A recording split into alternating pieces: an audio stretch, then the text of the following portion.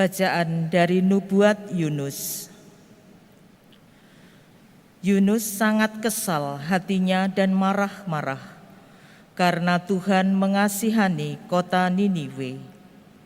Maka berdoalah ia kepada Tuhan, "Ya Tuhan, bukankah telah kukatakan ketika aku masih di negeriku, aku tahu bahwa Engkaulah Allah yang pengasih dan penyayang, yang panjang sabar dan berlimpah kasih setianya, yang menyesali malapetaka yang hendak didatangkannya. Itulah sebabnya aku melarikan diri ke Tarsis. Maka sekarang ya Tuhan, cabutlah kiranya nyawaku, karena lebih baik aku mati daripada hidup." Tetapi Tuhan bersabda, "Layakkah engkau marah? Yunus telah keluar dari kota Niniwe dan tinggal di sebelah timurnya. Di situ ia mendirikan sebuah pondok dan duduk di bawah naungannya, menantikan apa yang akan terjadi atas kota itu. Lalu atas penentuan Tuhan Allah, tumbuhlah sebatang pohon jarak yang menaungi kepala Yunus, agar ia terhibur dari kekesalan hatinya. Yunus sangat bersuka cita karena pohon jarak itu. Tetapi keesokan harinya, ketika fajar menyingsing, atas penentuan Allah pula datanglah seekor ulat yang menggerek pohon jarak itu sehingga layu. Segera sesudah matahari terbit, maka atas penentuan Allah bertiuplah angin timur yang panas terik, sehingga sinar matahari menyakiti kepala Yunus. Lalu rebahlah ia lesu dan berharap supaya mati. Ia berkata, "Lebih baiklah aku mati daripada hidup." Tetapi Tuhan bersabda kepada Yunus, "Layakkah engkau marah kepada pohon jarak itu?" Jawab Yunus, "Selayaknyalah aku marah sampai mati." Tuhan lalu bersabda, "Engkau sayang akan pohon jarak itu, padahal tidak sedikit pun engkau berjerih payah dan tidak pula engkau menumbuhkannya.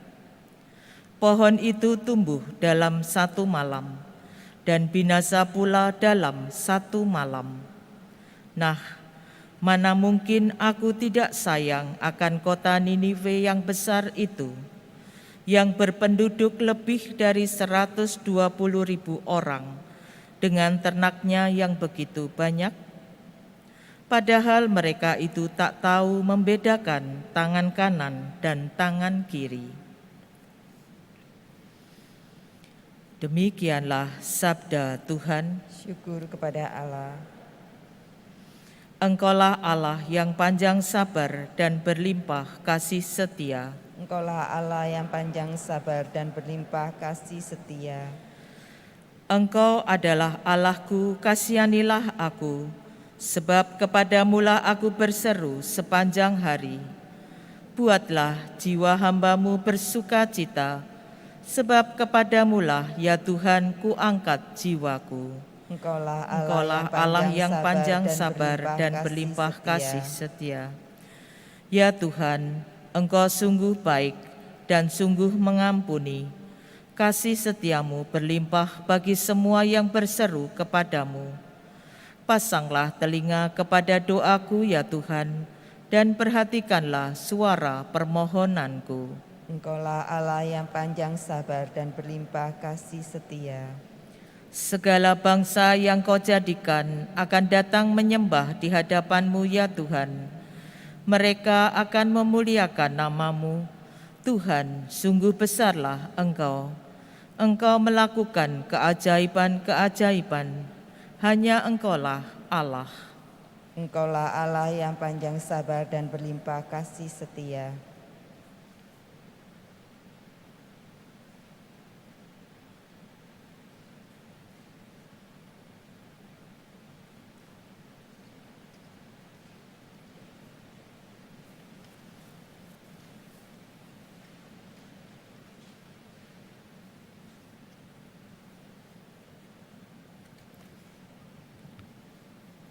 Tuhan bersamamu.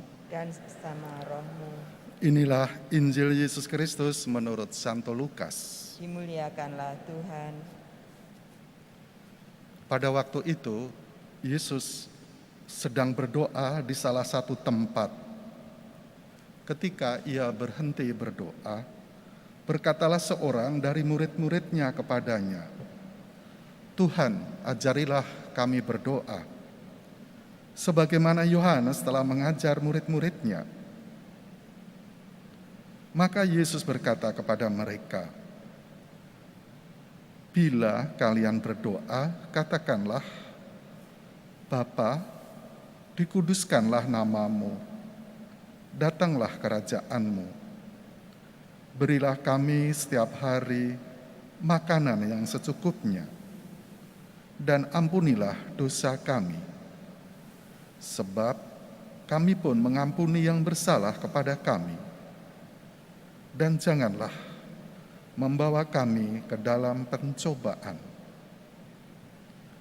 Demikianlah sabda Tuhan. Terpujilah Kristus. Saudara-saudariku, Tuhan Yesus memberi gambaran kepada para murid akan Allah yang Maha Kuasa sebagai Bapa. Tuhan Yesus mengatakan Allah itu Bapa kepada para muridnya. Gambaran tentang Allah itu kepada para murid yang disebut Bapa mengubah kehidupan para muridnya. Pada umumnya manusia mempunyai gambaran Allah yang jauh, Allah yang bertahta di surga saja, yang kurang memperhatikan manusia, hanya minta disembah, hanya minta dihormati, hanya minta korban, hanya minta persembahan. Allah yang menghakimi, yang mengawasi, Allah yang kejam. Pada umumnya manusia punya gambaran demikian. Dan saudara-saudariku, itu sungguh mempengaruhi kehidupan orang. Kalau aku punya gambaran Allah yang kejam, maka aku kejam kepada istriku, kepada anak-anakku, kepada sesamaku. Allah mengajarkan harus kuhukum, kupukul, maka aku memukul kamu. Maka tidak sedikit orang yang berbuat jahat, Allah mengajarkan demikian, maka aku membunuh kamu, berbuat jahat kepada kamu. Tetapi saudara-saudariku, dan kita setiap hari berdoa, Bapa kami berapa kali. Tuhan mengajarkan kepada kita Allah yang Maha Kuasa itu sebagai Bapa, dekat sekali kepada kita. Relasi kita kepada Tuhan, kepada Allah yang maha segalanya itu. Dan Bapa itu Bapa yang penuh kasih, bukan Bapa yang kejam, mengawasi, menghakimi. Bapa yang penuh pengampunan. Bagaimana dua orang, yang satu sangat nakal minta harta warisan dan dia minggat dari rumah, dia pulang, bapaknya menyambutnya, mengangkatnya, bersukacita. Bapa yang penuh kasih, penuh pengampunan, dan Bapa yang tidak membanding-bandingkan. Kalau aku punya anak 3, 4 yang membandingkan anakku yang sulung hebat, yang bungsu nakal, ya kita sering berbuat tidak adil. Tetapi Bapa kita tidak membanding-bandingkan. Aku sudah berdosa kepada Bapa, itu anak bungsu. Dia tetap tidak memperhatikan itu, dia tetap bersukacita. Engkau sudah kembali, kusongsong dia. Tidak hanya anakku balik, biarkan. Dia menyongsong, mendekati, mengangkatnya, memeluknya. Saudara-saudariku, itulah Allah kita, Bapa yang sebut Bapa. Maka tadi sebut Bapa kami, bukan Bapakku, tetapi Bapak kami juga Bapakku, Bapak Anda, Bapak semua manusia. Marilah gambaran itu mengubah hidupku. Maka kalau kita ke gereja ya merasa rukun, sejuk, karena gambaran Bapa itu membuat budaya kehidupan, membuat ya kita berdoa bisa sebagai saudara, saling dekat. Lalu ya kita diharapkan ya mengampuni dalam doa Bapa kami, kata mengampuni ada 2 kali. Ampunilah aku orang berdosa seperti aku mengampuni orang lain. Kata yang diulang itu penting. Maka orang meniru iklan itu diulang-ulang biar meresap. Iklan-iklan Mazmur juga diulang. Mengampuni, Tuhan mengajarkan hanya satu, doa mengampuni. Maka kita, Tuhan pun selalu mengampuni terus-menerus kepada kita. Orang Niniwe sangat mengabaikan Tuhan, tetapi Tuhan mengampuni. Yunus malah ngomel terus. Kita setiap saat diampuni, supaya apa? Supaya hidup bersuka cita. Matahari terbit, ya kita harus terbit lagi, hidup baru lagi.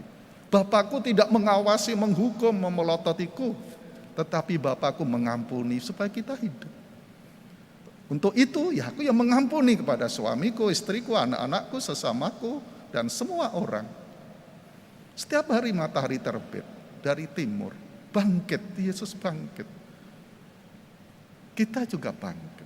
Sehingga hidup kita sebagai anak-anak Allah, ya rukun, damai, penuh persaudaraan. Semoga kita disegarkan oleh sabda Tuhan. Allah yang kita sembah, kita hormati. Bapa yang dekat kepadaku, yang mengerti aku, yang mencintai aku, yang menerima aku, sehingga aku pun mampu mengampuni sesamaku, mampu mencintai sesamaku. Dengan demikian kita bisa memuji dan memuliakan Allah dan melayani sesama kita. Amin.